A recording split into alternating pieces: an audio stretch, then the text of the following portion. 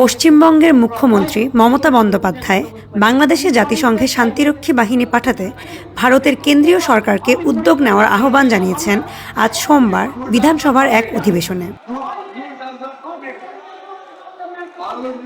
আমি একটা কথা পরিষ্কারভাবে বলতে চাই আজকে হাউস থেকে, আশা করি সবাই আমরা একমত, কোন ধর্ম, কোন বর্ণ, কোন জাতি, সে যে দেশে যে প্রান্তরেই হোক না কেন, যদি অত্যাচারিত হয় আমরা তার নিন্দা করি এবং আমরা মনে করি যে বাংলা ভাষা একটা স্বাধীন রাষ্ট্র, তাদের সম্মান তাদের কাছে নিশ্চয়ই আছে, তারা ভালো থাক, সুস্থ থাক, তারা সুন্দর থাক, তাদের শান্তি ফিরে আসুক, নিশ্চয়ই আমরা চাই।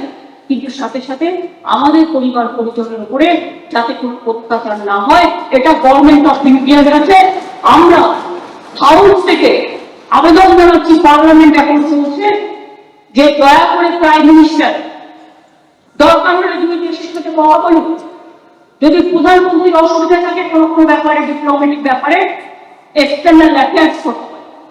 এক্সটার্নাল অ্যাফেয়ার্স মিনিস্টার পার্লামেন্ট যখন চলছে, পার্লামেন্টের বিবৃতিতে দেশবাসীকে জানাক যে তারা কি সিদ্ধান্ত গ্রহণ করেছে। আর আমার তৃতীয় সাজেশন, এইরকম ভাবে যদি ঘটনা ঘটতে থাকে তাহলে আমাদের লোকেদের আমরা নিশ্চয়ই ফিরিয়ে আনতে চাই, তার জন্য সরকার উদ্যোগ গঠন করুন। সেই লোকরা ফিরে আসলে আমাদের কোনো খাওয়ার অসুবিধা হবে না, থাকবার অসুবিধা হবে না। আমরা যদি অর্থকারী খাই আমরা তাদেরও অর্থকারী দিতে পারি, কিন্তু কোনো ভারতীয় অত্যাচার হোক এটা আমরা নিশ্চয়ই চাই না।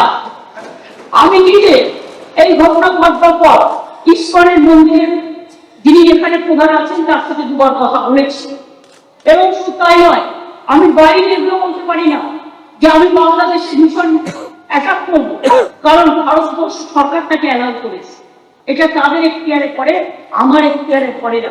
কোন জাতীয় মতকে অসম্মান করা এটা আমাদের এখতিয়ারে, কারো এখতিয়ারে পড়ে না। সব দেশকে আমরা ভালোবাসি, সব দেশকে শ্রদ্ধা করি।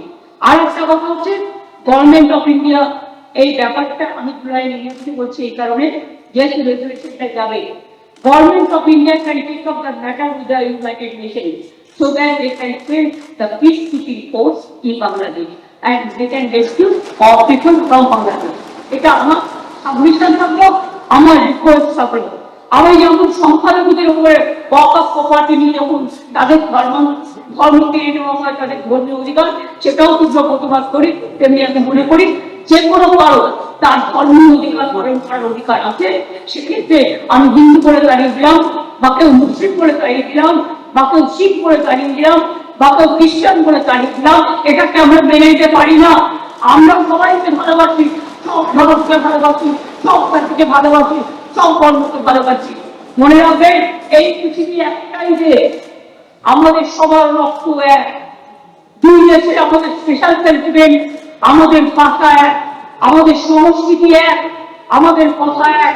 এটাও আমি জানি দিল্লিতে অনেক সময় বাংলা ভাষায় কথা বললেই তাকে অনুপ্রবেশকারী বলে তাকে অ্যারেস্ট করে নেওয়া হয়, অনেক অত্যাচার পর্যন্ত করা হয় অনেক জায়গায়।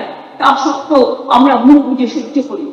বাংলা ভাষায় কথা বলাটা অপরাধ নয়, যেমন অন্য ভাষায় কথা বলাটাও আমাদের কোনো অপরাধ নয়। যে কেউ যে কোনো ভাষায় কথা বলতে পারে। আমি ফরেস্টার টাইম বলে আমি মনে করি আমরা